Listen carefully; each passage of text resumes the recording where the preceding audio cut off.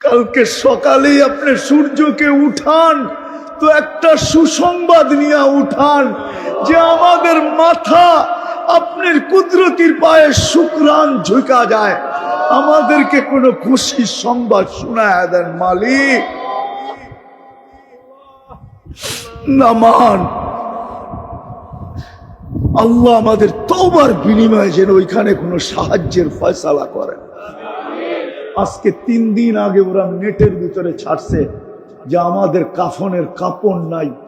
যেই হারে আমরা ঘরের কম্বল পেঁচায় লাশ কবরে দিতেছি, কয়েকদিন পরে আমাদের ঘরে কম্বলও থাকবে না। সামনে শীত আসতেছে, আমরা কম্বল না থাকলে আমরা মনে হয় শীতই মারা যাব। ও দুনিয়ার মুসলমানরা, কিছু না পাঠাও আমাদের জন্য, আমাদেরকে একটু কাফনের কাপড় হলেও পাঠাও। সবচেয়ে বেশি চিৎকার তো দিতেছি আমরা যে আল্লাহ সাহায্য পাঠান, তাই না? হ্যাঁ না, আমরা লইরা জিতা নিব? হ্যাঁ, আমরা লইরা জিতা নিব আল্লাহ সাহায্য ছাড়া? পারবেন জিততে? না, মনে হয় কিছু ইয়ং বেশ আছে যারা পারবে, গায়ে লইরা জিতা নিবে। তাহলে গায়ে লইরা যদি তুমি জিতা নিতে পারো, তাহলে তোমার সে তো হামাস শক্তিশালী কম না, ঠিক না? তোরা তো যুদ্ধের ময়দানও নামাজ পড়ে, ঠিক না? ঠিক না? কি বলেন? শক্তিশালী কম না, ঠিক না? কিন্তু এখানে এত মৃত্যুর সিরিয়াল কেন বাড়তেছে? আসলে না, কসম খোদার, আল্লাহর সাহায্য ছাড়া জিতা যাবে না। পারবেন আল্লাহর সাহায্য ছাড়া জিততে? আজকে তো সারা দুনিয়ার কান্না সবচেয়ে বড়। আমি শেষ জায়গায় চলে আসতেছি পড়ায়, উঠা উঠি না করি। সারা দুনিয়ার চিৎকার তো হলো আল্লাহ সাহায্য করেন না কেন, পাঠান না কেন? জিজ্ঞেস করেন ওলামাদের থেকে। প্রত্যেক মাদ্রাসায় ডেলি দোয়া হয়, আল্লাহ ওয়ালারা সারা রাত্র চোখের পানি ঝরায়। গত রমজানে তো আমি মনে করছিলাম যে এইবার ঈদ দুইটা হবে, একটা রোজার ঈদ আর একটা ফিলিস্তিনের স্বাধীনতার ঈদ। কেননা আমি আমার জীবনে কেন আমার মনে হয় মক্কা মদিনাও কোনোদিন এত কান্না দেখে নাই। গত ঈদ রমজানে যত কান্না হয়েছে, কোনোদিন এত কান্না দেখে নাই আমার মন হয়। আমি তো পড়ায় রমজানে দেখছি, কিন্তু এত কান্না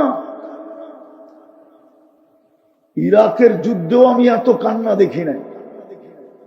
গত রমজানে ইমাম যেইভাবে কাঁদতে ছিল, মুক্তাদিরা যেইভাবে, মুসল্লিরা যেইভাবে কাঁদতে ছিল, পুরো হেরেম খচা খচ বড়া পড়ায় কুটি খানিক হবে মক্কায়, মদিনায় হবে কুটি খানিক।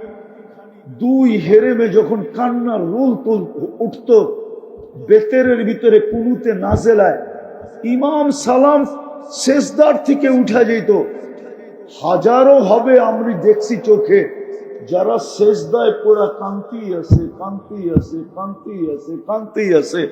আমার বিশ্বাস ছিল যে এবার দুটাই হবে। কিন্তু রোজা পার হয়ে গেল, ঈদ পার হয়ে গেল, কোরবানি পার হয়ে গেল, আবার রোজা চলে আসতেছে। 1 বছর পুরা হলো, আবার সামনে রোজা চলে আসতেছে, কিন্তু সাহায্যের কোনো লক্ষণই দেখি না। অথচ এই মুহূর্তে সাহায্যের সবচেয়ে বেশি দরকার, আল্লাহর সাহায্যের দরকার। আর আল্লাহ যদি সাহায্য করেন, তাহলে আল্লাহ তো দেখায়া দিয়েছেন, ঠিক না? আমি আল্লাহ লড়লে কি হবে? আল্লাহ প্রমাণ দিছে, তুমি হাতি নিয়ে আসবা, আমি আবাবিল নিয়ে আসবো। কি হাতির সামনে আবাবিলের পার্সেন্টেজ কতটুকু জানেন? কতটুকু? হ্যাঁ, হুজুররা বলো কতটুকু? আবাবিল আদা 6টা ওজন না, কিন্তু শুধু আর ডানাগুলোই আছে, আর কিচ্ছু নাই। ও শুধু, কেউ হজ করছেন সামনের? করছেন হজ? রাত্রে দেখছেন হেরেমের কাবার চতুর্দিকে ছোট ছোট একটা পাখি চোখে দেখা যায় না উঠতেছে? ওটা আবাবিল, ওটাই আবাবিল। ও শুধু 2টা ডানাই আছে, আর কিছু নাই। 1 লক্ষ গুণ ছোট না, 1 কোটি গুণ ছোট বললেও মনে হয় মিথ্যা হবে না। হাতির থেকে 1 কোটি গুণ কি ছোট। আল্লাহ বলে তুই হাতি নিয়ে আসছিস, আমি আবাবিল নিয়ে লড়বো। আরো একটা উদাহরণ দেখাই। ফেরাও নমরুদের রাজত্ব ছিল 800 বছর। কত? পুরো 800 বছর কোনো অপোজিশন ছিল না। মশা ঢুকার আগে 400 বছর, মশা ঢুকার পরে 400 বছর। একটাই ইতিহাসে মশা পাওয়া যায় যার 400 বছর বয়স ছিল, যেটা নমরুদের মাথার ভিতরে ঢুকছিল। বাকি সব মশা 72 ঘন্টায় মরে যায়, শুধু এটা 400 বছর, তাও ল্যাংরা। আল্লাহ পাল্লাকে সমান করতেছিলেন। যখন মশা ঢোকে নেয় তখন যে আসতো সে আইসেই নমরুদকে সেজদা করতে হইতো। যখন মশা ঢুকছে তো এখন যে আসতো সে আইসা আগে মাথায় জুতা দিয়ে একটা বাড়ি দিত। তো আল্লাহ জুতার বাড়ি আর সেজদা দুটার পাল্লা কি করছে? সমান করছে। তো আল্লাহ নমরুদের মতো। ও আরেকটা মজার খবর, 4 জন বাদশার ভিতরে একজন নমরুদ, যাকে আল্লাহ পুরা দুনিয়ার রাজত্ব দিছিলেন, তার ভিতরে একজন হলো নমরুদ। আল্লাহ লড়ছে কি নিয়া? কি মশা, তাও ল্যাংরা। কি আজকে যদি আল্লাহকে বলি আল্লাহ আপনি লড়তে চলে আসেন, তা আল্লাহ তো আমাকে বুঝায় আমি লড়ি, তো লড়ি কি কইরা? সারা দিনে তো 110 বার আল্লাহ বলে না। শুক্রবারের পর শুক্রবার আসে, কোন শুক্রবারে 200 বার কেউ দুরূদ পড়ে না। অথচ আমি তো হুকুম দিছিলাম বন্ধুকে যে উম্মতকে বইলা দেন শুক্রবারে যেন আপনার উপরে বেশি বেশি দুরূদ পড়ে। আর দুরূদ তো এই জন্যই ছিল যে পলসেরাত পার হবে দুরুদের পটুকলে। যার দুরূদ যত বেশি সে পলসেরাত পার হবে তত সহজে। এই জন্য এই উম্মত ডাইরেক্ট জাহান্নামে পড়বে না। জাহান্নামে যদি পিছলায়ও যায় পলসেরাত থেকে, তো পলসেরাত ধইরা লটকায়া থাকবে, ঝুলা থাকবে। দেখা হবে আর দুরুদ আছে কিনা। যদি দুরুদ পড়া থাকে তো দুরুদ ছুটতে ছুটতে আসবে, একে ধইরা পলসেরাতের উপরে উঠায় দাঁড় করাবে। দুরুদ আগে পিছে ডাইনে বামে হইয়া একে পলসেরাত পার করাবে। শুক্রবারে বলছিলেন তো দুরুদ পড়তে, দুরুদ তো পড়ে না। নবীর আদর্শ তো বাদই দিলাম, নাইলে এত টাকা কেন চুলের পিছে যুবক খরচ করবে? অধিকাংশ যুবকই তো 500 টাকার নিচে চুল কাটা হয় না। কেননা ও চুলের ডিজাইন দেখে নেটের ভিতরে পছন্দ যেটা হয় ওটাকে দেয় স্ক্রিনশট, নিয়ে যায় সেলুনে, সেলুনওয়ালা ডিজাইন দেখেই কাইতয়া পড়া যায় আর বলে এটা 500-র কমে কাটা যাবে না। কিন্তু ওর তো ডিজাইন দিলের ভিতরে ঢুকে গেছে, ও বলে 500 কেন, 1000 হইলেও কাটবো। কাট, 500 টাকা দিয়ে চুল কাটা। মা বোনরা ফ্যাশন করে নেটে দেখা। ইসলামে কি সাজগোজ নাই? না নাই? নাই সাজগোজ? হুজুররা বলো, ইসলামে যদি সাজগোজ না থাকতো তাহলে আল্লাহর রসুল সফর থেকে ডাইরেক্ট বাড়িতে কেন আসতেন না? ওটা তো হাদিসে আছে, ডাইরেক্ট বাড়িতে আসতেন না। জিজ্ঞেস করছে ইয়া রাসূলুল্লাহ এতদিন পরে আসলাম, ডাইরেক্ট যে ঢুকা যাই? আল্লাহ রসুল বলছে না, কোন অবস্থায় আছে তুমি কি জানো? হয়তো যায়া দেখবে চুল এলোমেলো, কাপড় সাপড় ময়লা শয়লা, সাজ নাই গোজ নাই। বাড়িতে তুমি ঢুকবা, লাগবো তোমার কাছে কাজের মহিলার মতো, তো তোমার মন লাগবে না। বিদায় একটু অপেক্ষা করো, বাড়িতে খবর দেখ, সেই জায়গায় যা রেডি হোক। যখন তুমি ঘরে ঢুকবে দেখতে দেরি যেন গলা লাগাইতে দেরি না হয়। মন যেন বলে গলা লাগা, মন যেন বলে বুক লাগা। আগেরটা বাদিয়ে দিলাম, লাউড স্পিকার খোলা। ইসলাম তো সাজগোজ শিখাইছে। রাগ হয়েন না, দুনিয়া ইসলামের আগে কেউ সাজগোজ জানতো না। ইসলাম নারীকে শিখাইছে সাজগোজ কাকে বলে। ইসলাম শিখাইছে ফ্যাশন কাকে বলে, নাইলে এই হাদিস কেন বলতো আল্লাহু জামিলুন ইউহিব্বুল জামাল? আল্লাহ সুন্দর সৌন্দর্যতাকে পছন্দ করে। আল্লাহর রসুল সাহাবী রসুলকে কেন বলতো তুই এরকম চলস কেন? আল্লাহ কি তোকে কিছু দেয় না? বলছে দিছে। বলে তাইলে নেয়ামতের আসর তোর উপরে প্রকাশ পাওয়া চাই। ইসলাম তো দুনিয়াকে সাজগোজ শিখাইছে, ফ্যাশন শিখাইছে। চলেন আমার লগে ইতিহাস নিয়ে বসেন, আমাকে দেখান ইসলামের আগে কে ফ্যাশন জানতো? দুনিয়া ফ্যাশন জানতো না। ইসলামের আগে স্বামী জানতো না স্ত্রীর হক কি। ইসলামের আগে স্ত্রী জানতো না স্বামীর কদর কি। ইসলামের আগে মা বাবা জানতো না সন্তানের মায়া মমতা কি। ইসলামের আগে জানতো না সন্তান, জানতো না বাপের কদর কত বড়, বাপ মা কি জিনিস। ইসলাম শিখাইছে বাপ মা কি জিনিস। ইসলাম শিখাইছে সদয় দৃষ্টিতে দেখতে দেরি, কবুল হজের সওয়াব মিলতে দেরি হয় না। আমি তো বলি কবুল হজ না, ইসলাম শিখাইছে সদয় দৃষ্টিতে দেখতে দেরি, জান্নাত নিজের নামে লেখায়া নিতে দেরি হয় না। আপনি বলবেন হজের সওয়াব তো লেখা আছে হাদিসে, আপনি জান্নাত কোত্থেকে পাইলেন? তাইলে আমি আরেকটা হাদিস দিয়া বুঝাই। আল্লাহর রসুল বলছে কবুল হজের সওয়াব জান্নাত ব্যতীত আর কিচ্ছু না। ইসলাম শিখাইছে। তো যেটা বুঝাইতেছিলাম আমি, যে আজকে তো সাহায্যের দরকার, কিন্তু সাহায্য আসে না কেন? কেন আসে না?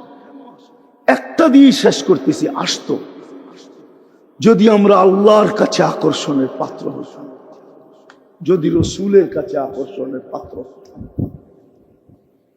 ওই 313 আল্লাহর কাছে আকর্ষণের পাত্র ছিল। 313 তলোয়ার, 3টা ছিল। একদিকে 11,000-এর উপরে, 1100-র উপরে তলোয়ার ছিল, আর এই দিকে মুসলমানদের কাছে 3টা তলোয়ার ছিল। শুধু আল্লাহর কাছে আকর্ষণের পাত্র ছিল, রসুলের কাছে আকর্ষণের পাত্র ছিল। তো আল্লাহ কোরআন নামায় বলতেছে, বন্ধু ওমা আপনি খেলবেন না, আমরা খেলবো। ওমা রমাইতা ইদ রমাইতা ওয়ালাকিন্নাল্লাহ রমা। বন্ধু আমরা খেলবো, আপনি খেলবেন না, খেলবো তো আমরা। আল্লাহকে যদি প্রশ্ন করি, রমজান মাস 70 কিলোমিটার দূরে কেন মদিনার থেকে নিয়ে আসলেন? আল্লাহ যেন আমাকে বুঝাইতে চায়। বন্ধুকে মনে হয় আল্লাহ বলছে, বন্ধু আপনি না আসলে খেলা জমবে না, আপনাকে খেলা জমানোর জন্য নিয়ে আসছি। আর দর্শক না হইলে খেলতে মজা লাগবে না, আপনাকে তো দর্শক হিসাবে আনছি, খেলছি তো আমরা। আজকেও আল্লাহ খেলতো, আজকেও আল্লাহ খেলতেন। নইলে আমার যুক্তিতে বুঝেই আসে না। আমাদের পরে কোনো উম্মত নাই না? আছে? আমাদের নবীর পরে কোনো নবী আছে? হ্যাঁ, নাইলে আপনারা কেন স্লোগান দেন নবীর পরে নবী নাই, সংসদে আইন চাই? কেন স্লোগান দেন? আমাদের নবীর পরে তো কোনো। তাইলে আল্লাহকে যদি প্রশ্ন করি, আল্লাহ কোরআন তো দেখি, ওয়ালিল্লাহি জুনুদুস সামাওয়াতি ওয়াল আরদ, জমিন আসমানের সমস্ত সৃষ্টি আপনার সৈনিকের অন্তর্ভুক্ত। আর আল্লাহ একটাকে হুকুম দেন না, আমাদের পরে নবীর পরে তো নবী নাই, আমাদের পরে উম্মত নাই, এই সৈনিক বসায় বসায় খাওয়াইতেছেন, কারণটা কি?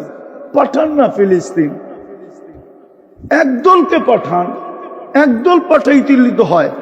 কিন্তু আল্লাহ তো আমাকে বলে আমি পাঠাই, তো পাঠাই কি করে? তরিকা বাদ দিলাম, তরিকা বাদ দিলাম, আদর্শ বাদ দিলাম, আদর্শ বাদ দিলাম। ওরা তো ডেলি 100 বার আমাকে আল্লাহ বইলেও ডাকে না, বুক্ত করে আমারটা সব। শুক্রবারে 100 বার আমার বন্ধুর দুরূদ পড়ে না। আমি তো তোমাদেরকে ইজ্জত করছিলাম বন্ধুর খাতিরে, নাহলে তোমাদেরকে এত বড় সম্মানে ভূষিত করব তো করব কেন? কুদরতি হাতে আমি তোমাদেরকে বাছাই করব তো করব কেন? তোমাদের মাথায় শ্রেষ্ঠত্বের মুকুট দিব তো দিব কেন? কুনতুম খায়রা উম্মার ঘোষণা দিব তো দিব কেন? তোমাদেরকে আমি আমার জন্য পছন্দ করব তো করব কেন? শুহাদা আলান নাস। কিয়ামতের দিন আল্লাহ নিজের জন্য আমাদেরকে পছন্দ করছেন। আমি কেন তোমাদের জন্য, তোমাদেরকে আমার জন্য পছন্দ করব? এরা তো আমার বন্ধুর উপরে দুরূদ পড়ে না। যুবক তো নবীর স্টাইলে চুল কাটে না, মা বোনরা ফাতেমার স্টাইলে সাজে না। সব বাদেই দিয়া দিলাম। আল্লাহ তো আমাকে অভিযোগ করে সবকিছু বাদ, ডেলি আমি 5 বার ডাকি, তাও যদি আসতো 80%ই তো আসে না। আরে 50%ও যদি আসতো, অর্ধাঅর্ধিও যদি আসতো, তাইলেও তো আমার মনকে বুঝাইতে পারতাম। 80%ই তো আসে না। ফ্যাক্টরিওয়ালা তো ফ্যাক্টরিতে নামাজে পড়ে না, মেইলওয়ালা তো মেইলে পড়ে না, বাজারওয়ালা তো বাজারে পড়ে না, হাটওয়ালা তো হাটে পড়ে না, দোকানদার তো দোকানে পড়ে না, অফিসওয়ালা তো অফিসে পড়ে না, আদালতওয়ালা তো আদালতে পড়ে না, খ্যাতওয়ালা তো খেতে পড়ে না। অথচ খেতে যদি নামাজ পড়তো, তাইলে ওর জন্য আল্লাহর মাগফিরাত, জান্নাত ওয়াজিব হইতো, ওয়াজিব, অবধারিত।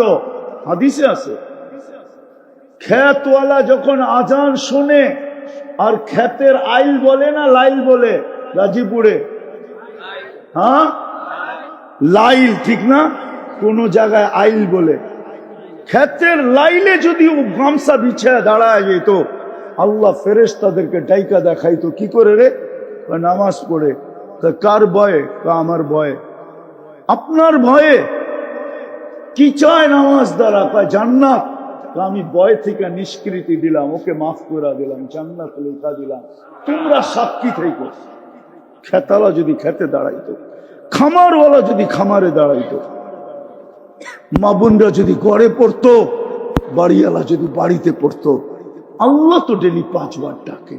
শুধু আল্লাহ তো ডাকে না, রহমানও ডাকে, রহিমও ডাকে, মালিকও ডাকে, কুদ্দুসও ডাকে, সালামও ডাকে, মুমিনও ডাকে, মুহাইমিনও ডাকে, আজিজও ডাকে, জব্বারও ডাকে, মুতাকাব্বিরুল খালিকুল বারিউল মুসাব্বিরুল গফফারুল কাহ্হারুল ওয়াহ্হাবুর রাজ্জাকুল ফাত্তাহুল আলিমুল কাবিদুল বাসিতুল খাফিদুর রাফিউল মুইজ্জুল মুদিল্লুস সামিউল বাসীরুল হাকামুল আদলুল লতীফুল খাবীরুল হালিমুল আযীমুল গফুরুশ শাকুরুল আলিয়ুল কবীরুল হাফিজুল মুকিতুল হাসিবুল জলিলুল করিমুর রাকিবুল মুজিবুল ওয়াসি আল হাকিমুল ওয়াদুদুল মজিদুল বাঈতুশ শাহীদুল হকুল ওয়াকিলুল কবিয়ুল মতিনুল ওয়ালিয়ুল হামিদুল موسي المبدي المعيد المحيي المميت الحي والقيوم الواجد الماجد الواحد الأحد الصمد القادر المقتدر المقدم المؤخر الأول والآخر الطاهر والباطن الوالي المتوالي البر التواب المنتقم العفو الرؤوف مالك الملك ذا الجلال والإكرام المقسط والجامع والغني والمغني المانع الدار النافع النور الهادي البديع والباقي الوارث والرشيد الصبور جل جلاله 99 পদের মালিক আল্লাহ ডাকে, তারপরও আসে না। এদেরকে সাহায্য করে তো করে কি গুলা? এই জন্য শেষ কথা, আসেন যদি চাই আল্লাহর কাছে আকর্ষণের পাত্র হওয়ার জন্য, যদি চাই রসুলের কাছে আকর্ষণের পাত্র হওয়ার জন্য, যদি চাই অতি সত্বর আমাদের জন্য সাহায্য নেমে আসুক, তাহলে আজকে 2টা কাম করতে হবে মনের থেকে, 2 থেকে 3টা। পারবেন? সর্বপ্রথম মনের থেকে তওবা করতে হবে। আমি তো বলি, আপনাদের মিডিয়ার মাধ্যমে বলি, আমার বড় ব্যথা লাগে, সারা দুনিয়ার মুসলিম স্কলাররা এই কথা কেন বলে না? সারা দুনিয়ার 200 কোটি মুসলমানের জন্য একটা দিন, তওবার দিন হিসাবে নির্ধারিত কেন করে না? হায়, দুনিয়ার মুসলিম স্কলাররা যদি সারা দুনিয়ার মুসলমানদের জন্য একটা দিন তওবার দিন হিসাবে নির্বাচিত করত, আর ঘোষণা দিত যে চলো অমুক দিন আমরা সারা দুনিয়ার 200 কোটি মুসলমান নর নারী আল্লাহর কাছে তওবা করব। দেখি কোরআনের ওই আয়াত, আমি এটা চাই। হাদিসে কুদসি আছে, ইনতাবু ফানা হাবিবুহুম, তোমরা ইউটার্ন নিতে দেরি, তওবা করতে দেরি, আমি তোমাকে বন্ধু, তোমাদেরকে বন্ধু বানায় দিতে দেরি করব না। তারপরে আমার ঘোষণা আসবে, মান আদালি ওয়ালিয়ান আযানতুহু লিল হারব, আমার বন্ধুদের সাথে যে লড়বে সে আমি বন্ধুদেরকে লড়তে দিব না। আমার বন্ধুদের সাথে যে লড়ার জন্য নাইমা আসবে আমি বন্ধুদেরকে লড়তে দিব না, বরং মধ্যখানে আমি বন্ধুদের পক্ষ হয়ে লড়ব। আমার স্কলাররা কেন এই কথাটা ঘোষণা দেয় না? কিন্তু আমার কথা তো কারো কাছে যাবে না, কিন্তু আমার ভিতরে ব্যথা। ষোলো দুনিয়ার মুসলিম স্কলাররা যদি একটা দিন 200 কোটি মুসলমানের জন্য নির্ধারিত করত যে অমুক দিন মুসলমান সারা দুনিয়ার আল্লাহর কাছে তওবা করবে, যে আজকে কি আল্লাহ আমাদের উপরে নারাজ হয়ে গেলেন কিনা, একটা বৎসরের উপরে হইল ফিলিস্তিনের মতো জমিন যেখানে আল্লাহর খলিল শুয়ে আছে, ও দিয়ে খলিল আমি চোখে দেখা আসছি। আমি তো ফিলিস্তিন 14 বছর আগে পাড়ায় আসছি, ও দিয়ে মুসা তো আমি দেখা আসছি। 70 জনের উপরে নবীদের কবর আছে এখানে। হায় হায় হায়, 1.25 লক্ষ নবীদের সম্মিলন হয়েছে মেরাজের রাত্রে ওই বাইতুল মুকাদ্দাস, ওই শহর, ওই জমিন যার প্রত্যেকটা বালুর কণার সাথে বরকত মিশ্রিত। আল্লাহ বলে বারাকনা হাওলা, কণার সাথে বরকত মিশ্রিত। ওই মানুষগুলা 1 বৎসরের উপরে। চলেন আমরা আজকে উম্মতের পক্ষ থেকে তওবা করি, নিজেদের পক্ষ থেকেও করি, উম্মতের পক্ষ থেকেও। রাজি? কে কে রাজি দেখি? তাইলে বইলা দেন আল্লাহ কিন্তু আমাদের দুনিয়ার ছাদে। বলেন আল্লাহ, আমরা আমাদের গুনার থেকে তওবা করলাম, আপনি আমাদের তওবা কবুল করেন, আমাদের গুনাহ মাফ করে দেন। সাথে সাথে আমরা পুরো উম্মতের পক্ষ থেকে তওবা করলাম, আপনি উম্মতের উপরে আর নারাজ থাকেন না। আল্লাহ আল্লাহ আপনি আমাদের উপর রাজি খুশি হয়ে যান। কালকে সকালেই আপনি সূর্যকে উঠান তো একটা সুসংবাদ নিয়ে উঠান যে আমাদের মাথা আপনার কুদরতির পায়ে শুকরান ঝুঁকা যায়। আমাদেরকে কোনো খুশির সংবাদ শোনায় দেন মালিক। নামান আল্লাহ আমাদের তওবার বিনিময়ে যেন ওইখানে কোনো সাহায্যের ফয়সালা করেন। আজকে 3 দিন আগে ওরা নেটের ভিতরে ছাড়ছে যে আমাদের কাফনের কাপড় নাই, যেই হারে আমরা ঘরের কম্বল পেঁচায় লাশ কবরে দিতেছি, কয়েকদিন পরে আমাদের ঘরে কম্বলও থাকবে না। সামনে শীত আসতেছে, আমরা কম্বল না থাকলে আমরা মনে হয় শীতেই মারা যাব।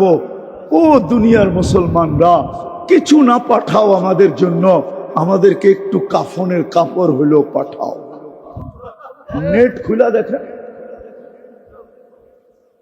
আমাদের জন্য একটু কাফনের কাপড় পাঠাও। আফসোস। দ্বিতীয় যেই দুটা বলতে চাইতেছি, আজকের থেকে চলেন অঙ্গীকার করি নামাজ কোনোদিন ছাড়ব না। পাক্কা?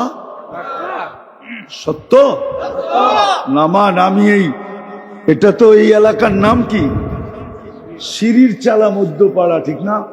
আমি যুবকদের পায়ে হাত দিয়া বলবো, সাথে সাথে আপনাদের পায়ে হাত দিব। আপনারা কমসে কম এই মহল্লাটাকে বেনমাজি মুক্ত করার চেষ্টা করেন। পারবেন? আমি তো একটা দেশ চিনি, এই দেশে কোনো বেনমাজি নেই। আমি 6 বার গেছি ওই দেশে, কোনো বেনমাজি ওই দেশে নেই। এটা আমার প্রথম দিন প্রমাণ হয়েছে। আমি প্রথমবার যখন যাইতেছিলাম আদিস আবাবার থেকে ইথিওপিয়ার থেকে আমার ফ্লাইট ছিল, আমার পাশে যিনি বসা ছিল ও প্লেনে পুরা দাঁড়াইতে পারতো না, ছাদে লেগে যেত। প্লেন একটু নিচা থাকে না, লাগেজ লুগেজ বড়ার পরে ও মাথা উঁচা করতে পারতো না, এরকম লম্বা। আর মাশাআল্লাহ কালো তো এরকম কালো, আফ্রিকান মানুষ তো চাঁদের, আফ্রিকার মানুষ কালো।